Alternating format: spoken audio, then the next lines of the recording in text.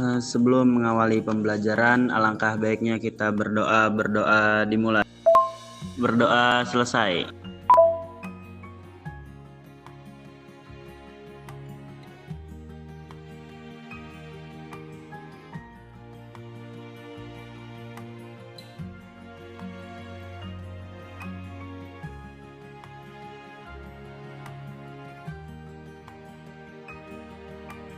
Baik anak-anak, pada pertemuan ini Ibu akan menyampaikan materi tentang pertumbuhan dan perkembangan pada hewan. Adapun tujuan pembelajarannya yaitu setelah melakukan pengamatan melalui gambar, video dan modul yang dikirim oleh guru melalui media WhatsApp beserta sumber lain, peserta didik dapat menganalisis tahap-tahap embrio, pasca embrio, metamorfosis, metagenesis, dan faktor yang mempengaruhi pertumbuhan dan perkembangan pada hewan. Yang kedua, membuat laporan hasil kajian pustaka tentang tahap-tahap embrio, pasca embrio, metamorfosis, metagenesis, dan faktor yang mempengaruhi pertumbuhan dan perkembangan pada hewan, yang kemudian dipresentasikan oleh peserta didik dan dikirim dalam bentuk video melalui WhatsApp kepada guru. Nah, itulah tujuan pembelajaran yang akan kalian capai pada pembelajaran hari ini.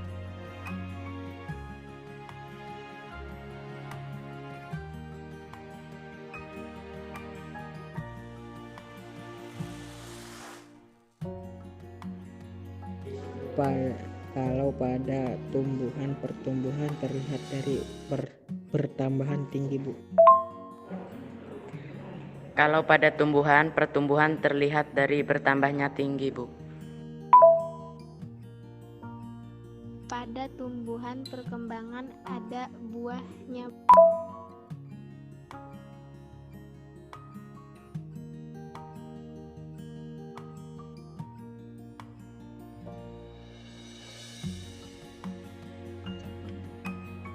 Pembentukan kupu-kupu, Bu, dan pembentukan capung, Bu.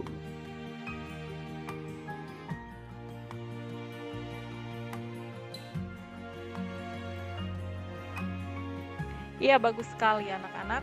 Banyak pertanyaan bukan yang ingin kalian tanyakan kepada Ibu, tapi Ibu tidak akan langsung menjawab ya. Kalian akan mencari sendiri jawaban yang kalian butuhkan. Ibu akan membagikan LKPD sebagai bahan dari pertanyaan-pertanyaan kalian tadi. Ibu akan membagikan LKPD-nya. Silahkan kalian kerjakan secara berkelompok. Kelompoknya sesuai yang sudah dibuat pada pertemuan sebelumnya. Yang dikirimkan oleh Ibu berbentuk LKPD, link video, dan bahan ajarnya. Nah, silakan kalian buka LKPD, link video, dan bahan ajarnya.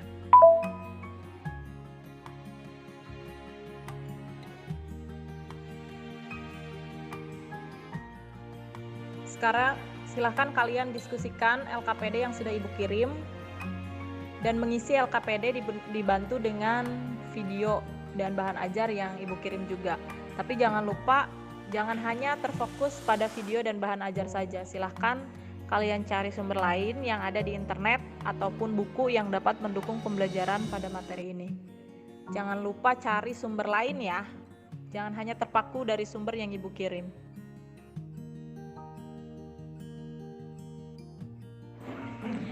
Pengertian pertumbuhan adalah proses pertambahan volume dan jumlah sel hingga ukuran makhluk hidup tersebut bertambah besar. Pertumbuhan bersifat irreversibel atau tidak dapat balik dan diukur. Sedangkan pengertian perkembangan adalah proses perubahan menuju kedewasaan melalui pertumbuhan dan diferensiasi. Perkembangan tidak dapat diukur. Halo guys, gimana nih? Aku pusing. Saya mengisi nomor 2, Bu, tentang hewan katak, Bu. Katak mengalami proses metamorfosis dimulai dari telur. Telur tadi setelah menetas maka akan menjadi kecebong. Setelah 5 minggu, kecebong tadi tumbuh menjadi katak muda. Pengertian pertumbuhan adalah proses pertambahan volume dan jumlah sel sehingga ukuran dari makhluk hidup tersebut bertambah besar. pertumbuhan bersifat irreversibel atau tidak dapat dibalik dan diukur sebagai pengertian perkembangan Hanya nyamuk betina yang memiliki kemampuan untuk bertelur. Nah, untuk mengembangkan telur betina membutuhkan makanan darah. Oke, waktu diskusi sudah habis. Nah, sekarang kalian tentu sudah mempunyai jawaban dari hasil diskusi kalian. Nah, hasil diskusi kalian silahkan dipresentasikan melalui WhatsApp dengan cara voice note ya.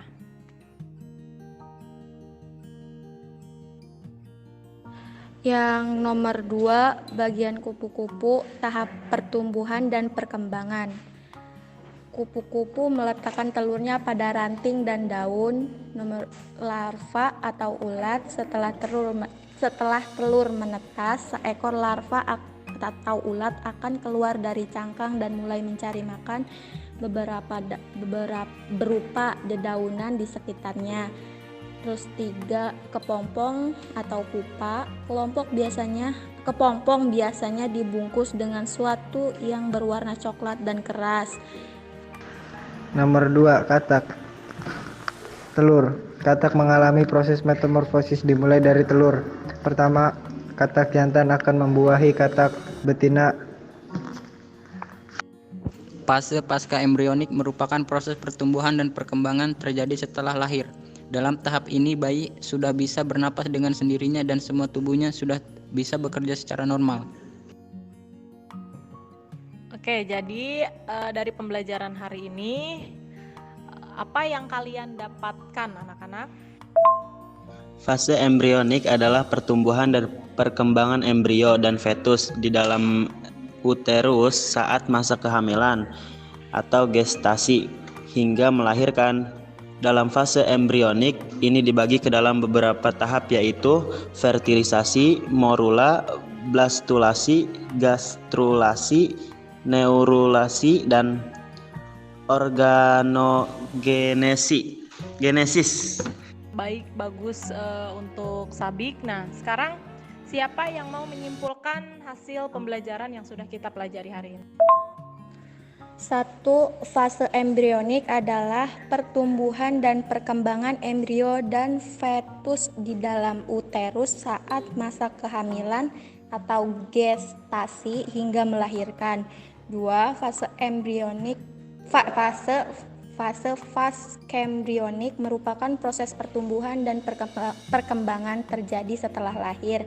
Dalam tahap ini, bayi sudah bisa bernafas dengan sendirinya dan semua tubuhnya sudah bisa bekerja secara normal. Ya, jadi tadi bagus sekali apa yang diutarakan oleh Septi, bahwa ada fase embrionik dan fase pasca embrionik. Ibu hanya menambahkan fase embrionik itu meliputi fertilisasi, morula, blastula, gastrula, neurulasi, dan organogenesis. Itu adalah tahapan-tahapan dari fase embrionik. Untuk melihat pemahaman kalian, Ibu akan melakukan kegiatan evaluasi pembelajaran melalui Google Form yang akan Ibu kirimkan melalui grup ya.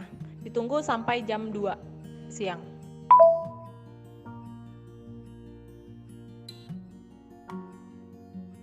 Terakhir, silahkan siapa yang mau memimpin doa untuk penutup? Untuk mengakhiri pembelajaran kali ini, alangkah baiknya kita mengucapkan hamdalah. Alhamdulillahirabbil alamin. Baiklah anak-anak, alhamdulillah kita sudah melaksanakan pembelajaran hari ini dengan lancar. Terima kasih sudah mengikuti kegiatan pembelajaran walaupun dalam keadaan pandemi COVID-19, tapi kalian masih tetap semangat dalam melaksanakan kegiatan pembelajaran. Kurang dan lebihnya Ibu mohon maaf. Wassalamualaikum warahmatullahi wabarakatuh.